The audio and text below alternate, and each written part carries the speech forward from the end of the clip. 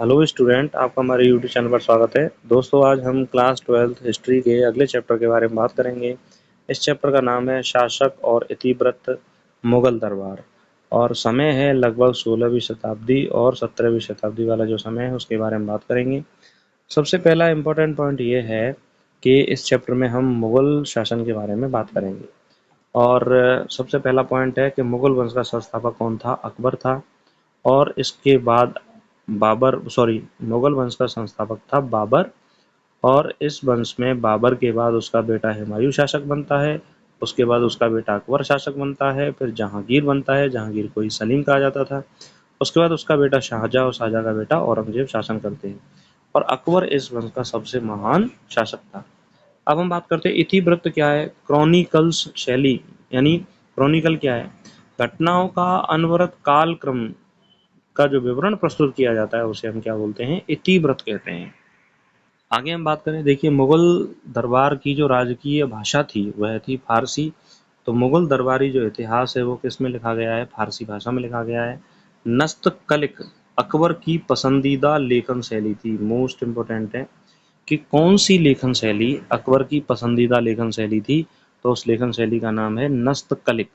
अकबर की पसंदीदा लेखन शैली थी। इतिहासकार अबुल फजल ने चित्रकारी को एक जादुई कला के रूप में वर्णित किया है। अबुल फजल ने बताया है कि मुगल काल में जो चित्रकारी थी वह एक जादुई कला के रूप में पाई जाती थी। नेक्स्ट पॉइंट है 1784 में विलियम जोन्स द्वारा कलकत्ता में एशियाटिक सोसाइटी ऑफ बंगाल की स्थापना की गई, जिसका उद्देश्य था भारतीय पांडुलिपियों का संपादन, प्रकाशन और अनुवादन करना। तो देखिए, ये क्वेश्चन भी परीक्षा में बहुत ज़्यादा पूछा जाता है कि एशियाटिक सोसाइटी की स्थापना या एशियाटिक सोसाइटी ऑफ बंगाल की स्थापना किसने की थी? विलियम जोन्स ने। और कब की थी? 1784 में इसकी स्थापना की थी। हरम शब्द फारसी से निकला है जिसका तात्पर्य होता है पवित्र स्थान। तो फारसी शब्द है हरम, इसका अर्थ होता है पवित्र स्थान। दरबारी इतिहास लेखन की परंपरा मुगल शासकों ने प्रारंभ की। देखिए, मुगलों की देन है दरबारी इतिहास लेखन की परंपरा। दरबारी इतिहासकारों की नियुक्ति की गई और फारसी को दरबारी भाषा बनाया गया। अतः इतिवृत्त फारसी में लिखे गए। और अब्दुल फजल पहला दरबारी इतिहासकार था। मुगल काल का जो पहला दरबारी इतिहासकार था वो कौन था? अबुल फजल। नेक्स्ट पॉइंट है दरबारी इतिहासकारों द्वारा लिखे गए इतिवृत्तों में शाही विचारधाराओं की झलक मिलती है। सीधी सी बात है कि यदि कोई इतिहासकार किसी राजा के दरबार में रह रहा है तो वह निश्चित रूप से उस राजा के गुणों का गुणगान करेगा, उसका यश गाएगा। अकबर के काल में महाभारत का फारसी में अनुवाद रज़्मनामा युद्धों की पुस्तक नाम से हुआ था। तो जो रज़्मनामा का जो लेखन है वह अकबर के काल में हुआ है। और रज़्मनामा क्या है? महाभारत का फारसी में अनुवाद है। मुगल शासन में पांडुलिपियों की रचना के लिए किताब खाना की स्थापना की गई, जहां पांडुलिपियों के लेखन से संबंधित सभी कार्य संपादित किए जाते थे। दरबारी इतिहासकारों व चित्रकारों द्वारा मुगल सम्राटों पर ईश्वर के दैवीय प्रकाश का निरूपण अपनी रचनाओं में किया गया। तो दरबारी इतिहासकारों ने मुगल सम्राटों को ईश्वर के दैवीय प्रकाश के रूप में बताया है। फर-ए-इजादी का तात्पर्य है कि ईश्वर से निःसृत प्रकाश जो मुगल सम्राट को मुगल राजस्व से मिला, मुगल राजत्व के अनुसार मिला। तो फर-ए-इजादी क्या है? ईश्वर से निःसृत प्रकाश, यानी कि ईश्वर ने ऐसा प्रकाश दिया है मुगल सम्राट को जिससे वह हमेशा ईश्वर की तरह चमकता ही रहता है, मुगल राजत्व को दिया। अकबर के शासन की महत्वपूर्ण नीति थी सुलह ए कुल की नीति। अबुल फजल सुलह ए कुल की नीति के आदर्शों को प्रबुद्ध शासन की नींव बताता है। अबुल फजल ने सुलह कुल की नीति मतलब पूर्ण शांति की नीति को जो अकबर के शासन में लाई गई थी उसको प्रबुद्ध शासन यानी कि बुद्धिमान लोगों द्वारा शासन करने वाली व्यवस्था को बताया है। अगला पॉइंट है अकबर ने 1563 में तीर्थ यात्रा कर और 1564 में जजिया कर समाप्त किया। ये बहुत मोस्ट इंपॉर्टेंट है, इसको आप याद रखो, बहुत ज़्यादा परीक्षा में पूछा जाता है कि अकबर ने तीर्थ यात्रा कर कब समाप्त किया और जजिया कर कब समाप्त किया। तो अकबर ने 1563 ईस्वी में तीर्थ यात्रा कर और 1564 ईस्वी में जजिया कर को समाप्त किया। आगे हम बात करें, मुगल शासक अपनी प्रजा के 4 सत्वों जीवन, धन, सम्मान, विश्वास की रक्षा करते हैं। इसके बदले वह आज्ञा पालन और संसाधनों में हिस्से की मांग करते हैं।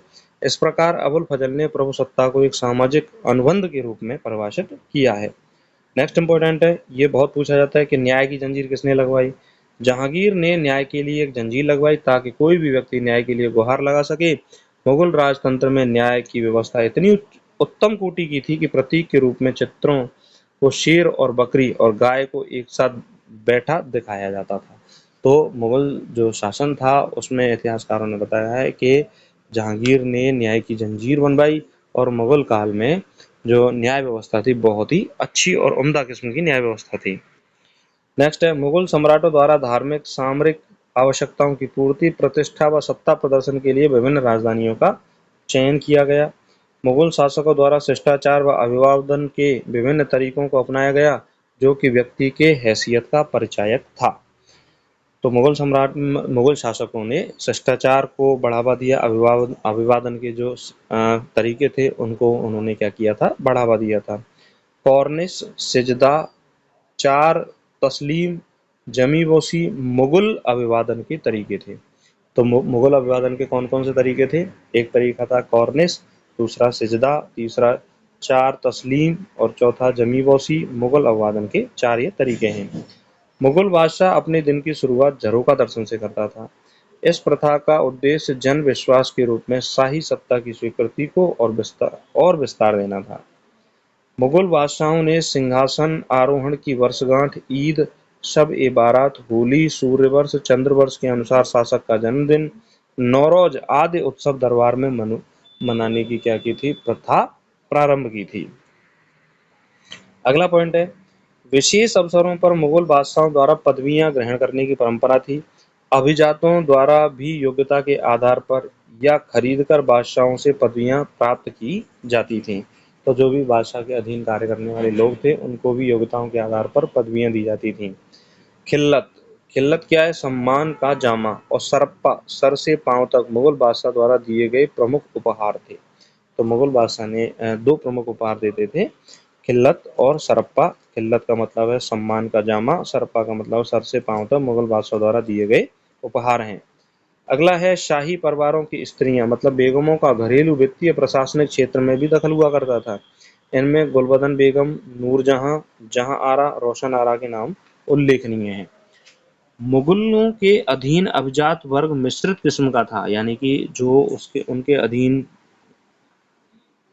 अधिकारी काम करते थे उनमें ईरानी, तुरानी, अफगानी, तुर्की, रूसी, अबीसीनियाई, अरबी, सीरियाई, राजपूत, दक्कनी सभी शामिल थे, जो सैन्य अभियानों में सैनिक कमांडरों के रूप में कार्य करते थे।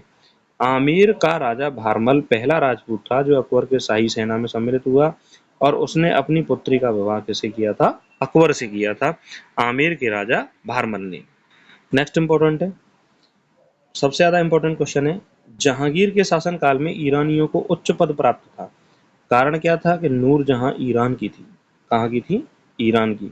मुगल अभिजात वर्ग को उनकी सेवाओं के लिए मनसब प्रदान किए जाते थे जो जात एवं सवार के हिसाब से होते थे। जात का अभिप्राय शाही पदानुक्रम में अधिकारी का पद और वेतन, और सवार यह सूचित करता था कि उससे सेवा में कितने घुड़सवार रखना अपेक्षित है। मनसब व्यवस्था की शुरुआत किसने की थी? अकबर ने की थी। तो ये भी एक इम्पोर्टेंट क्वेश्चन है कि मनसब व्यवस्था की शुरुआत कौन करता है? अकबर करता है। उचित प्रशासन के लिए अनेक मंत्रियों की नियुक्ति की जाती थी। मीर बख्शी उच्चतम वेतन दाता, दीवान ए आला वित्त मंत्री, सद्र उस सुदूर मदद ए माशा या अनुदान मंत्री था। तो मीर बख्शी कौन था? उच्चतम वेतनदाता था। दीवान ए आला कौन था? वित्त मंत्री था। सद्र उस सुदूर मदद ए माशा यानी अनुदान मंत्री था। दरबारी लेखक वाकिया नवीस कहलाते थे। मोस्ट इंपोर्टेंट है, मुगल काल में दरबारी लेखकों को किस नाम से जाना जाता था? वाकिया नवीस नाम से जाना जाता था, जो दरबार की सभी कार्रवाइयों का विवरण तैयार करते थे। सार्वजनिक समाचार और सूचनाओं के लिए पूरा मुगल साम्राज्य तीव्र तीव्र सूचना तंत्र से जुड़ा हुआ था। साम्राज्य का प्रांतों सूबों में बंटवारा किया गया था जो केंद्रीय शासन के अंतर्गत आते थे। ठीक वैसे ही जैसे आज हमारा देश भारत है और उसके अंदर अलग अलग राज्य हैं, राजस्थान है, उत्तर प्रदेश है, हिमाचल है, उत्तराखंड है, केरल है, तमिलनाडु है, इस तरह से राज्य हैं। आगे अगले पॉइंट के बारे में बात करें, मुगल साम्राज्य कई सूबों में, सूबे सरकारों में, सरकार परगनों में बटे हुए थे। कंधार सफावियों और मुगलों के बीच विवाद का कारण था। तो जो कंधार था अफगानिस्तान में, वह सफावियों और मुगलों के बीच क्या था, विवाद था। सफावी चाहते थे कि हम इस पर शासन करें और मुगल चाहते थे हम इस पर शासन करें। अकबर के दरबार में पहला जसूइट शिष्टमंडल 1580 में फतेहपुर सीकरी में आया। ये भी बहुत मोस्ट इम्पोर्टेंट है। जेसुइट शिष्टमंडल जो था 1580 में अकबर के दरबार में फतेहपुर सीकरी आया था। अकबर धार्मिक ज्ञान की तलाश के चलते फतेहपुर सीकरी स्थित इबादत खाने में विभिन्न धार्मिक संतों से विचार सुनता था। नेक्स्ट पॉइंट है, मुगल काल की प्रमुख रचनाएं हैं बाबरनामा, बाबर की तुर्की भाषा में, हुमायूंनामा गुलबदन बेगम ने लिखी, अकबरनामा अबुल फजल ने लिखी, जहांगीरनामा जहांगीर ने लिखी और बादशाहनामा अब्दुल हमीद लाहौरी ने लिखी। तो बादशाहनामा किसने लिखी है, अब्दुल हमीद लाहौरी ने।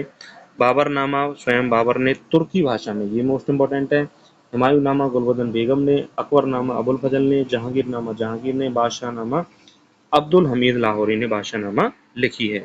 अगला पॉइंट है, 1648 में दरबार सेना व शाही खानदान आगरा से नई शाही राजधानी शाहजहानाबाद दिल्ली चले गए थे। तो आगरा से राजधानी को दिल्ली कब स्थानांतरित किया था, 1648 में आगरा से राजधानी को दिल्ली स्थानांतरित किया था। तो इस तरह से दोस्तों मुगल दरबार के बारे में जो भी इम्पोर्टेंट पॉइंट एनसीईआरटी के अंतर्गत दिए गए हैं उन सभी के बारे में हमने चर्चा करी। आशा करता हूँ कि आपको ये चैप्टर समझ में आया होगा और आपकी पढ़ाई को और ज़्यादा बूस्ट करेगा। और यहाँ से देखिए इस चैप्टर में हमने कई सारे ऐसे पॉइंट देखे हैं जहाँ से अक्सर परीक्षा में प्रश्न पूछे जाते हैं। तो इस चैप्टर को 1 या 2 बार इसको ज़रूर रिवाइज करें और फास्टली आप इसको रिवाइज करोगे तो आसानी से आपको ये समझ में आ जाएगा। और इसी के साथ चैनल को सब्सक्राइब करें, दोस्तों के साथ शेयर करें और हिस्ट्री से तैयारी करने वाले जो भी स्टूडेंट हैं वह अन्य क्लासेस को ज़रूर देखें, उनसे आपको बहुत ज़्यादा लाभ मिलेगा और परीक्षा में कई सारे क्वेश्चन आप अटेम्प्ट कर पाओगे। और इसी के साथ मैं कहना चाहूँगा, अगर आपका कोई कमेंट है तो उसको हम कोई प्रॉब्लम है उसको कमेंट कीजिए और हम कोशिश करेंगे कि आपकी जो प्रॉब्लम है उनका हम जवाब दे पाएँ। नमस्कार, धन्यवाद।